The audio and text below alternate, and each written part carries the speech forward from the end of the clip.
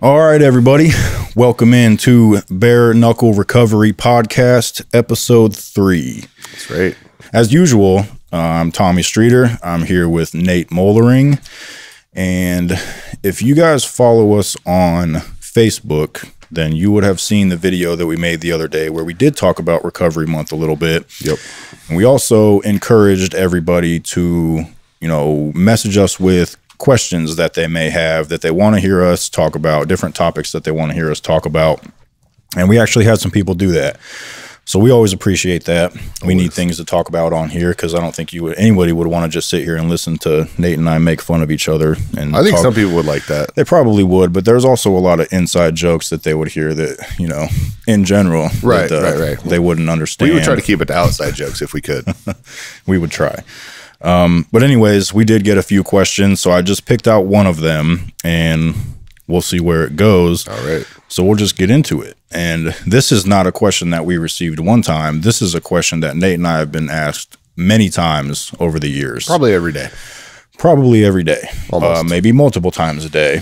Yeah. And it's a question that I hate getting because it's sad. It's a hard question to answer. It is. And, you feel for the people that are asking the question. That's the tough part because, as you guys, that was my mom for a long time. It was your mom for a long time. Yep. Everyone who cared about us for a long time. Right.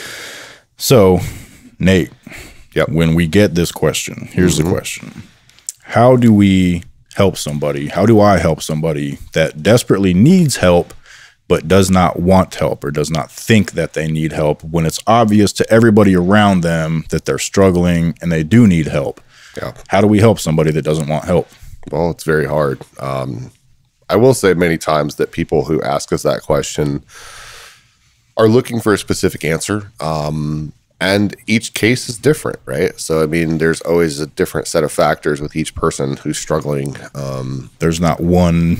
one size fits all. It's not black and white to answer this question. There's not an algorithm that you can plug in to your brain and take a series of actions and spit out an end result where the person is going to change their mind and be excited to go to treatment and be like, you know what, you're right.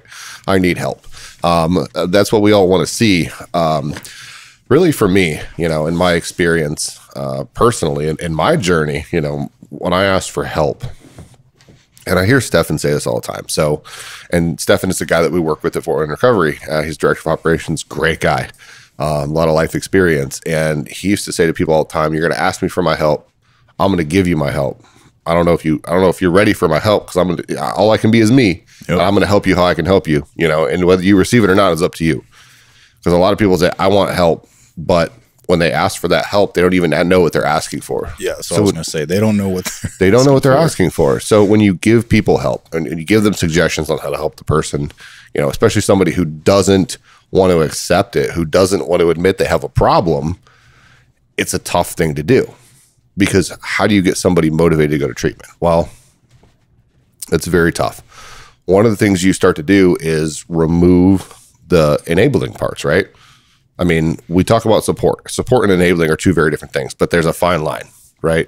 And there's a gray area in there, right? And this is not a black and white answer.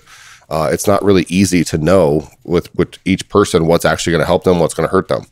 But one of the things is a lot of times we tell people, number one, don't give them money, right? That's a big one.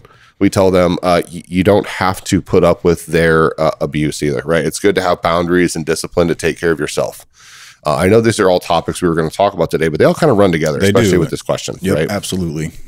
So many times, if you have a loved one who you want to get help, and they don't want to get help, you have to find a way to either make it their idea or make it the only option that they have left. And that can be very difficult to do. For me, I had to end up being homeless on the streets, no money, no gas in my car, nowhere to go. I had absolutely nothing. So let's talk about the homeless part. Right. Why were you homeless? I was homeless because when it came down to my family, right, they didn't ask for me to live in their home and be in active use. Because when I was in active use, I was not somebody who was pleasant to be around it whatsoever. I was somebody who changed as an individual. My personality changed. I was very annoying. Number one, I was a liar. I would steal. I would do all these things, right? And I also would make just a lot of bad decisions, and other people around me would really catch the shrapnel from that, if you would, for lack of a better term, you know? Yep. So my family said at some point, you know, like, I love you and I want you to get help, but you can't live here anymore because we can't help you, right? And that's one thing I think a lot of people don't realize, is that there isn't a whole lot you can do to help that person. We always tell family members that parents, spouses, grandparents, brothers, sisters, friends, cousins, whatever you are to that person, you are not meant to be their sponsor. You're not meant to be their sober living manager. You're not meant to be their probation officer, their parole officer. You're not meant to be a detective. You're not meant to be a counselor. You are just supposed to be the role that you're in. And it has to be, and we are not parents, so we can't really put ourselves in those shoes, but we can speak from experience of what we know that we put our parents through and what they have shared with us. So I know for my mom especially, and I assume for yours too, for a mother to hear, or a father, either way, you know, for a parent, excuse me, for a parent to hear your child is struggling with something very serious and there's nothing that you can really do to help them. Like, I mean, that has to be one of the hardest things ever for them to hear. And I know that my mom told me, you know, kicking me out of her house, which happened many times, just like it did to you. I can't imagine how hard that must have been. And I mean, my mom tells the story of the last time she kicked me out of her house, and they gave me the option. You know, they never made me homeless. You know, our parents did not make us homeless. We chose to leave instead of getting help. Right. Because we had been in treatment before, and maybe it didn't work out because we didn't want it to work out, or we didn't do what we were supposed to do. So that I wasn't really ready to go back to treatment yet. So I wasn't told simply get out of my house. I was told you can either go back to treatment or you can get out of my house. And of course I was like, okay, well, I'm not going back to treatment, so I'll leave. And my mom tells this story, and I have this little tiny, you know, Nike drawstring bag with everything that I own in this bag. And I'm walking away, and she's standing there still trying to give me a ride somewhere. Right. I was like, where are you going to take me? I don't even know where I'm going. But just to hear her tell that story, I mean, it's kind of heartbreaking. So I hate having to tell parents that, but there's not really a solid answer. Well, I mean, identify the problem and express to the individual how it makes you feel. Yep. Tell them how it's impacted your life and why you're concerned about them. And always focus on the fact that you love them and you care about them and you simply want them to get help for their sake. But it's okay to also say that what you're continuing to do isn't working for me either. Yeah. Like, you know, my mom, she wouldn't sleep well. And part of the reason she wouldn't sleep well is because she'd wake up, and she said every night she would come in my room, she'd put her hand on my back to make sure I was still breathing. Yeah. Several times a night. And see, no mother should have to do that. And that's where eventually both of our mothers got to that point where they're like, okay, he's going to do what he's going to do. Yep. My mom has, you know, she told me that she knew that I was going to die. Yep. And she was even at the point where she said she would be at peace when I died, because then she knew that I would not be suffering anymore. Right. What she wasn't going to do is let me die under her roof. Right. Because then she would have felt responsible for that. Whereas if she told me I can either go get help or I can leave, then she at least knows that she did everything that she could to try to help me. And again, you know, we've met many families who have found their loved ones passed away in their homes, and they're never the same. No, they won't ever be the same. And that's, again, this is a very tough thing to talk about. But what you can do is present the person with options. So, you know, one of the things we always encourage people to do is start resource mapping, right?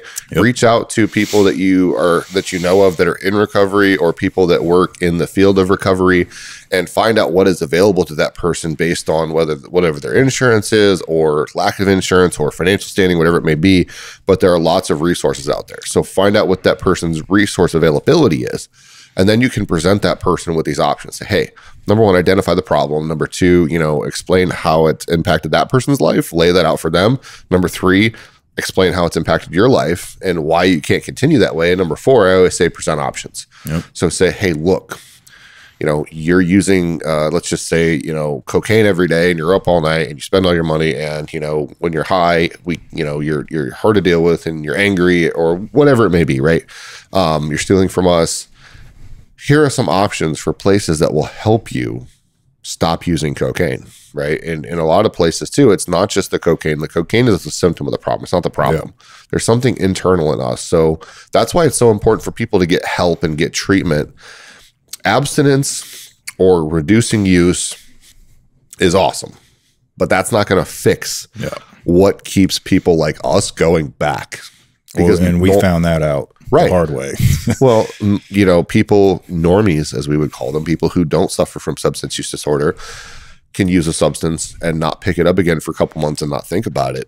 Or they have a negative experience where somebody in their life says, hey, when you do cocaine, you're an a-hole. And they're like, oh, I'm not going to do cocaine. Or they get a DUI and they stop drinking. Whereas we are like, well, I'm just going to do a little bit of cocaine and then nobody will know. And I'll wait till everybody goes to bed and then I'll do cocaine and then I'll sleep while everybody's awake. So then nobody knows I'm doing cocaine. I won't drive drunk on that road again. Right. I'll take a different road. I'll take Old 30 instead of US 30.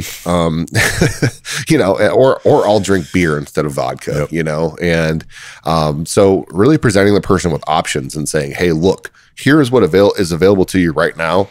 And, you know, we always talk a lot about not enabling, but enabling, you know, it's not enabling to say, I will help you get connected to these resources. Yeah. It's important that they do it for themselves to a certain degree, but it's okay for you to pick up the phone and hand them the phone and say, hey, I'll do this with you while you explore what options are available to you.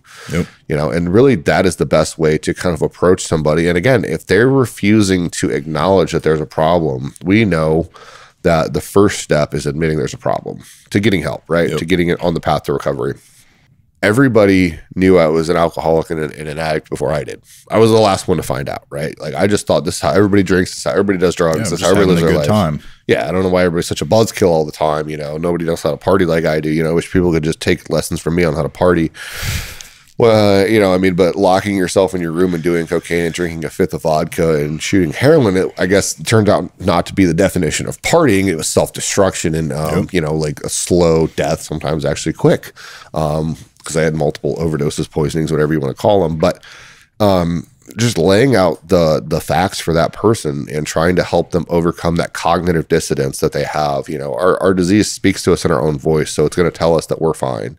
We got it under control. And 99 times out of 100, when you present the person with the problem, you know, why you're concerned about them, how it's affecting them, how it's affecting you, and then options, they're going to say, okay, maybe there's a problem, but I can fix it on my own. Yep. I don't know many people that actually have been able to fix it on their own. You know, you're going to encounter a lot of resistance, you know, but these are steps you can take to try to help somebody that doesn't think there's a problem. Ultimately, at the end of the day, even God doesn't mess with free will. You cannot make someone admit that they have a problem if they don't want to admit it. Yeah. They may know it deep down, right? All you can do is swing for the fences and do your best. And their reaction, their response, the only thing we have control over is our own action, our own attitudes, is 110% up to them. Now, what do you do next? If the person says, screw you, I don't have a problem, you're overreacting. I mean, that's when we tell people, you have to have boundaries. Yep. For me, again, it's okay. People feel bad. They're like, I feel like I'm being selfish if I say that I can't have them live here because it's too hard on me and my mental health. Like, I know parents or spouses or grandparents or siblings of people who have struggled with substance use disorder who have ended up needing mental health treatment because they continue, or they end up in the hospital because they have a stroke or a heart attack, or they get mono because they don't sleep and they keep going, right? Like you can't continue to take care of somebody who's just destroying themselves, because then you're enabling them, and it's bad for you. I don't want people to feel bad. Like, I kicked Jimmy out because Jimmy wouldn't stop drinking. When Jimmy drinks, he punches holes in the walls and he pees in the corner and, you know, yells at the kids. That's okay for you to do it for you, you know, because Jimmy's got to he's got to get healthy for him. Yep. Just the way you got to get healthy for you, right? Yeah. I mean, perfect example. As you know, my mom has multiple sclerosis. Right. And for years, her physical health and her mental health took a back seat because she was so worried about me all the time. Absolutely. And I mean, you could see that deterioration over time. And, you know, thank God that she eventually got to the point where she realized what was going on. And somebody finally told her that she was loving me to death, which is, I think, a great term, you know, it's simple, but it's very real. You know, she was loving me to death. She was giving me a place to live. Yeah. And herself. Simply giving me a place to live, not giving me any money. She figured out a long time ago she couldn't give me money because she wasn't going to give me the $20 that bought the bag of heroin that killed me. But what about gift cards? Did that work? No, because I mean, I could sell a gift card. Oh, okay. So, you know, anything like that. So giving you anything of value was not really putting gas in my car was enabling me, because then if I did somehow scrounge together 10 or 20 bucks, then I don't need to spend 5 of it in my gas tank to get to wherever I need to go. So anything like that. But even, you know, giving me a place to live, that made it just a little bit easier for me to keep living the way that I was living, because I always had somewhere to go back home that I felt safe and that I felt comfortable. And that was part of the problem, is that I was comfortable there. Yeah. So, you know, it definitely saved my life when she did set those boundaries and stick to them. And my dad was done way before my mom was. He would have, he would have kicked me out way before she did. But finally got to the point after they realized, you know, how much money I had stolen from them and everything else. I mean, there was a time, my 3-year-old niece at the time found an empty bag of heroin in my closet. And thank God it was empty, but there was like a bunch of my family was over at my house and I wasn't there, luckily, because my dad and my grandpa and my brother were there, and all 3 of them probably would have kicked my ass had I been there. Right. But she walked out into the living room with it in her hand. And at that point, that was a real turning point. They were like, all right, you cannot be here anymore. And I wasn't allowed at my brother's house for a long time. And it was told, you know, if you show back up here, we're going to call the police. And, you know, that stuff at the time, I was so mad, but it really did save my life. And I'm a firm believer now that if, you know, if you've got someone in your life who's struggling with substance use disorder and they're mad at you, it's probably because you're trying to help them. And if they're happy with you, it's because you're enabling them. Well, and this doesn't mean that you have to be mean to the person. You don't have to degrade them. You know, like your family still loved you very much. Yeah, they would tell you that, right? I mean, yeah, but they also had boundaries. And it sounds like they also had found resources, places for you to go. You just said, I don't want to go there, right? Yep. Absolutely. I was always presented with, like I said earlier, every time, because I'd go to treatment and I'd come back home because I'd get kicked out. I'd be homeless for a little bit. That gets real old real fast, especially in the wintertime. On a park bench, That gets real old. You know, everyone, especially a lot of the families that we deal with, if they've got a young son at home, he thinks he's going to be fine out on the street. Of course. Until he's out on the street for a couple nights or even one night. So I'd come back. I'd be like, okay, I'll go to treatment now. And at that point, that was basically all my family would do, was take me to treatment. And that was enough. That was all they needed. That was all they should have done. So I'd go, and then I'd go to treatment, and they would be okay with me coming right back home, but which didn't ever work out. And why not? Why didn't it work out? Yeah. I mean, you can take I always thought that that I just needed to go get through detox. Right. Heroin was my thing. If I can get through the detox, then I'm going to be fine. I'm going to go back home. I'm going to get a job. I need to be around my family. Right. That was what I always thought. They're going to hold you accountable, right? Exactly. They're going to be your sponsor. They're going to be your sober living managers. Like we said, that's not their job. That's not their place in my life. It is. So I'd go back home. And I mean, there was times it worked for 1 month. There was times it worked for 2 days. Right. But eventually, sooner or later, I'd hang out with somebody that I used to hang out with, or whatever it was, even just getting that thought in my head on my own, because, you know, sober for 4 weeks. Yeah. Unfortunately, that's not enough for me or most people. So inevitably I would relapse, and then my family would find out, and I'd be given the option again. You can either go back to treatment or you can leave again. Yeah. And I chose to leave every single time. Yep. Yeah. I mean, and that's the thing. A lot of people just want to go back home, and they're like, well, I want to get started with life again. And the problem with that is, so I would get high in my room. I would drink in my room. I would get high all over my house, my parents' house. So every time I went back there, I was faced with those same places that would trigger me, that I had those memories where that euphoric recall would come back. Sometimes it's just good to have a fresh start, and it's not necessarily a reflection on you as a loved one. Not that you're not a good support for them, but maybe the place you live and maybe the familiarity is not good. You know, you need somebody who their only job, their only interest is to help that person recover. You know, well, and like I said, I was so comfortable at home. Yeah, right.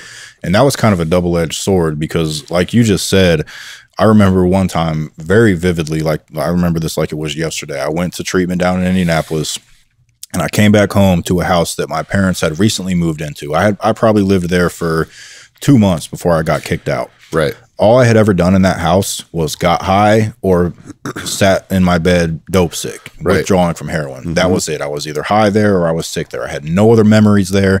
And walking in that front door, it hit me like a ton of bricks. And you know, our brain is a very powerful organ. I immediately started feeling like I was withdrawing from heroin, even though I hadn't used it for 4 or 5 weeks. Right.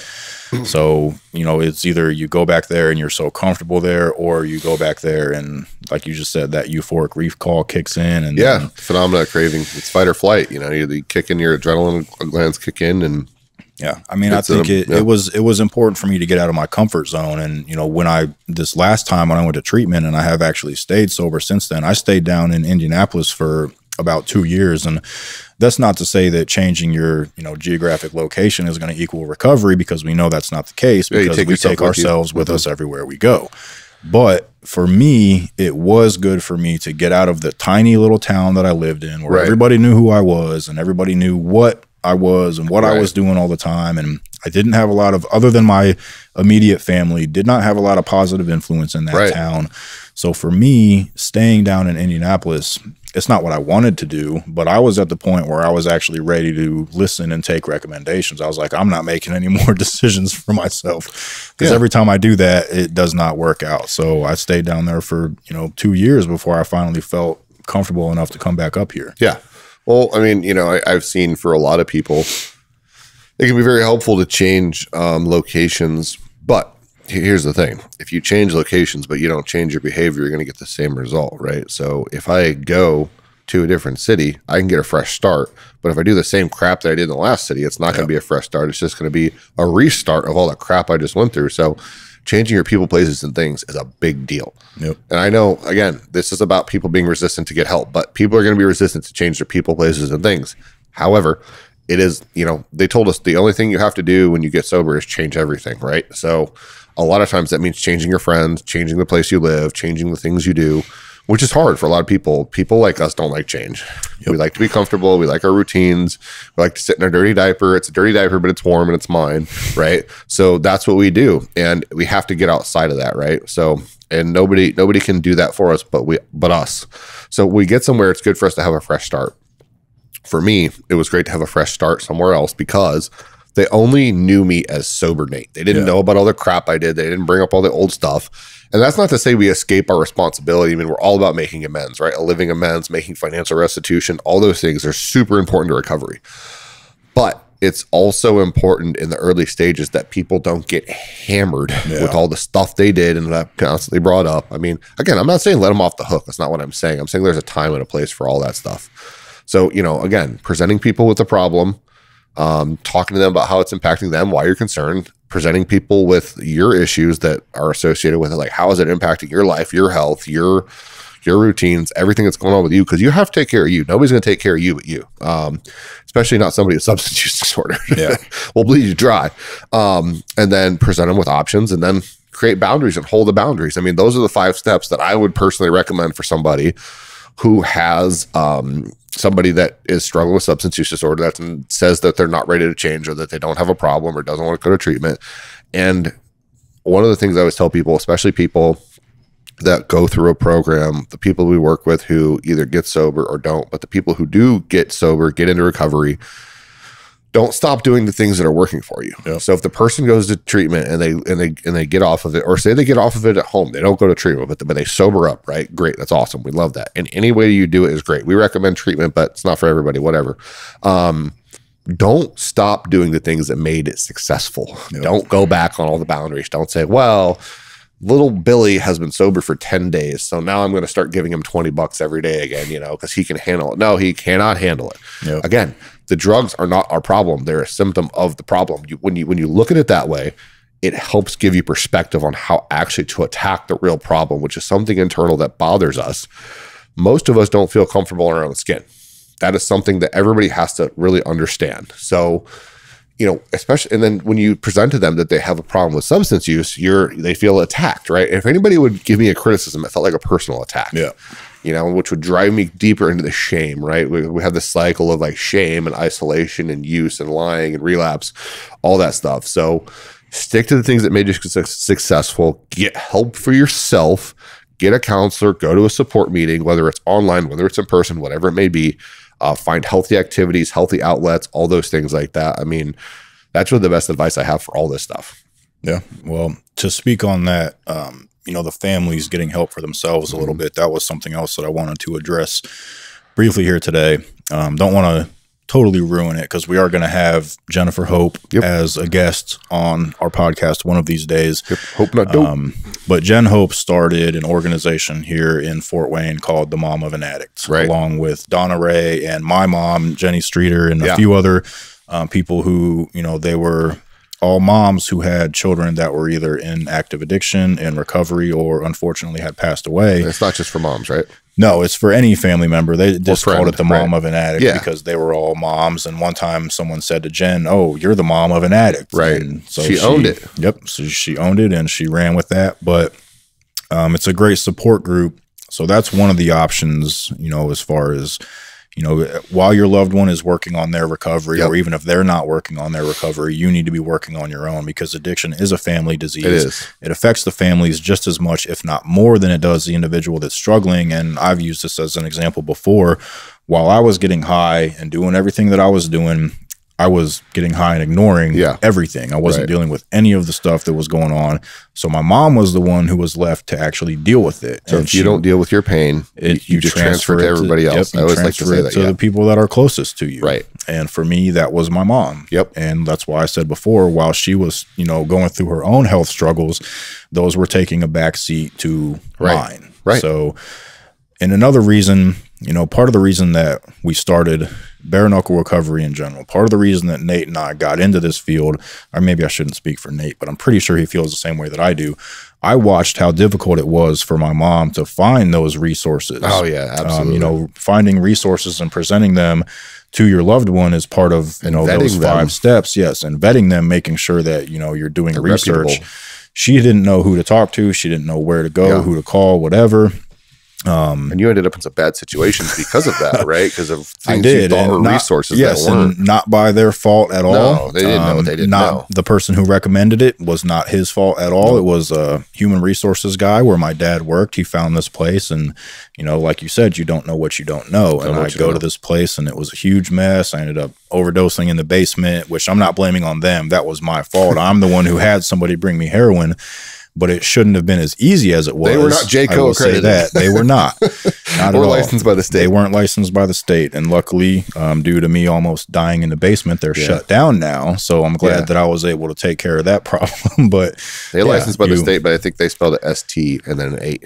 Yeah, the state. The state license. But yeah, it was very difficult for them to find resources. And this was, back in 2013 or 2014, where there weren't nearly as many resources as there are now. So granted, it is easier these days, but that was, that's part of the reason that we started this in general, was to try to connect people with those resources. Like you guys know, that's what we're all about, is connecting people with resources, vetting these resources. Yeah. We go tour these places all over the state to make sure that we're comfortable referring people to go there. And unfortunately, there are some that we're not comfortable referring people to go. Yeah. It is what it is, but there are a lot of great resources, and we know who they are, and we know where they are. So that's what we do. Yep. And we'll be having some of them on the podcast. So, all right. Well, I think, is there anything else that you wanted to add before we wrap it up? Nope. I'm good. All right. Well, like always, guys, thank you. We appreciate your support. We appreciate your likes and shares on Facebook and Instagram and all that other stuff. All these podcasts will be on Apple and Spotify podcasts soon. I don't think they are yet, but we are working on that. So once they are on there, we will let you know. Yep. Right now, this one, as you're watching, probably on Facebook, I'm guessing, maybe YouTube. But anyways, like I said, we appreciate your guys' support, the likes, the shares, all that. We need more questions that you guys want answered. We appreciate all of them, everybody who sent them in over the last few days. Yep. So keep those coming, because we need them for more content. We'll have some awesome guests on soon. So I think that'll be it. So thank you guys. All right. Take care.